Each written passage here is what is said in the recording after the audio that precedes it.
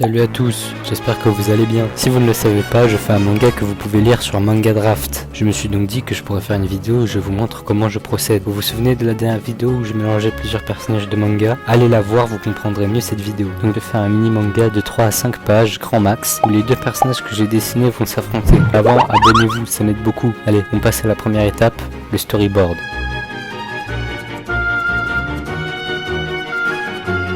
Le storyboard, ça va être le squelette de notre manga. C'est sûrement l'étape la plus importante, c'est là où on va transformer notre idée en case, dessin et bulle. C'est le croquis très rapide des planches qui seront plus tard faites au propre. Donc pour la première étape, je présente mes deux personnages. On peut voir comment je les ai nommés, vous me moquez pas, j'ai pas fait beaucoup d'efforts. Ensuite sur la seconde page, je vous montre que Seigoku, c'est le mélange entre Saitama et Goku. D'ailleurs, RIP Akira Toriyama, c'est une grande légende qui est partie trop tôt. Je sais pas si j'en ferai une vidéo, mais si j'en fais une, ce sera plus tard pour ne pas profiter de l'hype de sa mort.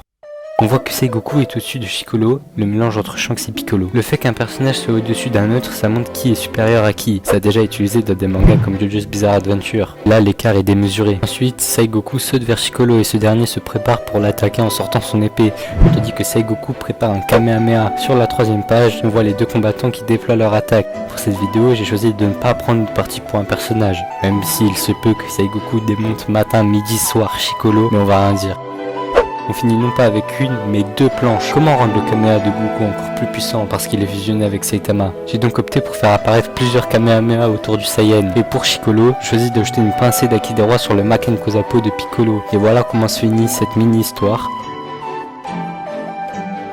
Maintenant, on passe au croquis, à l'ancrage et à la finalisation.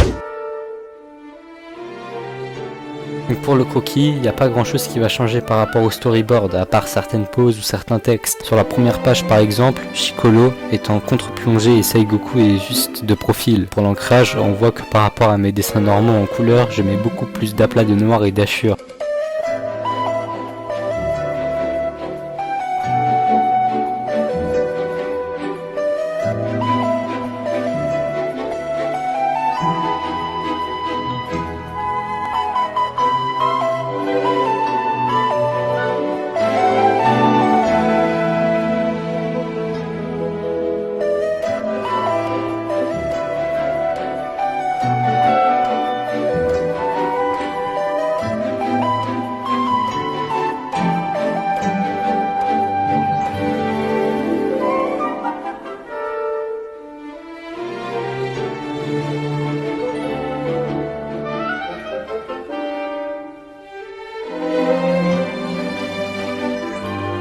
Maintenant, on passe aux trames. Un manga sans trame perd beaucoup en valeur, que ce soit pour exprimer une ombre ou juste une couleur et même mettre en valeur un personnage ou un objet, les trames sont essentielles.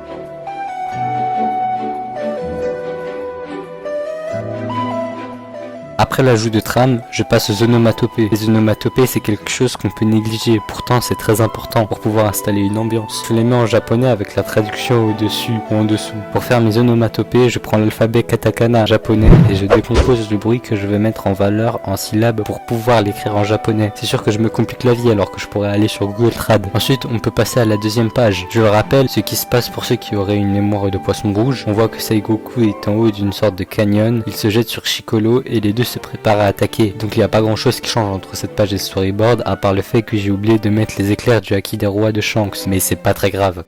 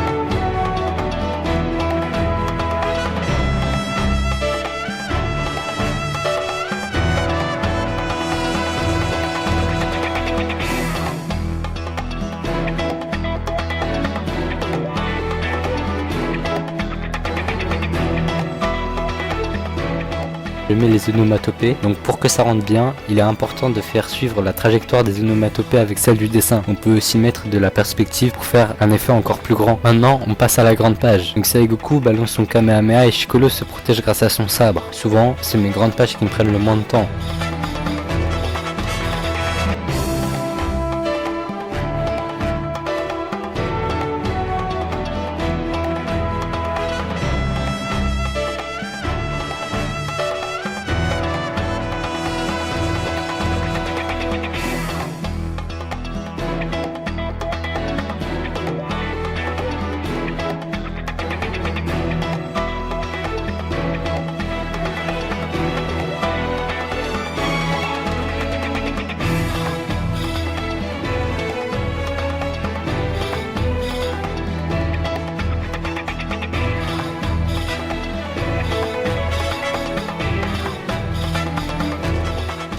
Je mets les traits de vitesse qui pointent sur la scène.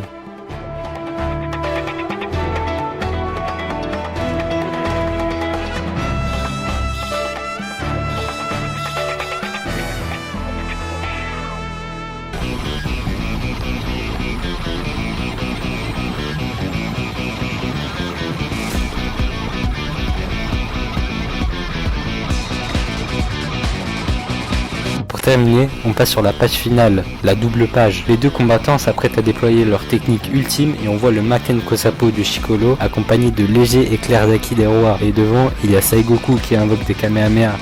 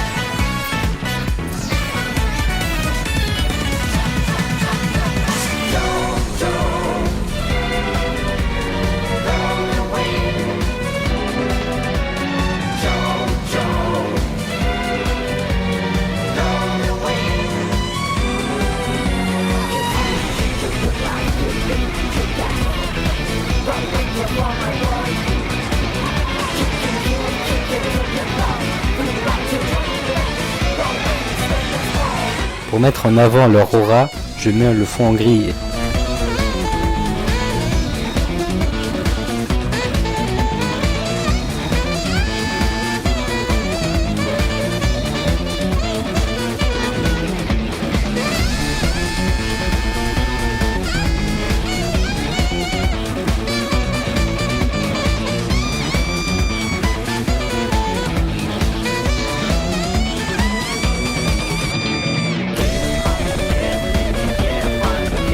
Et voilà, c'est maintenant fini. C'est un mini manga qui m'aura pris 2 jours à faire, c'était plutôt rapide. Merci d'avoir regardé cette vidéo et n'oubliez pas d'aller lire mon manga, il y a le lien en description. A plus!